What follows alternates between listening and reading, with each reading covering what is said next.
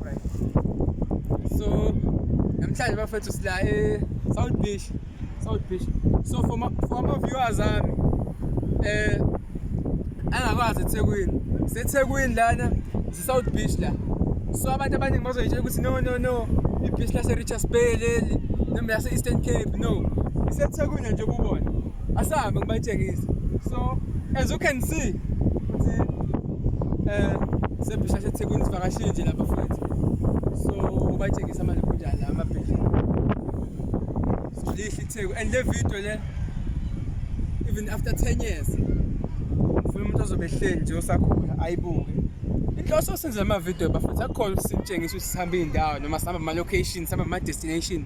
Inhloso ukuthi ubone ukuthi even ethu inhloso enye ukugqugquzela ube yi-creator, YouTube creator. Uyanazi ukuthi ngi-good kuma-communication skills. Good wenza ama-video, ngu-best. So ngicabanga ukuthi i-video yami ngisho kuningi kodwa namhlanje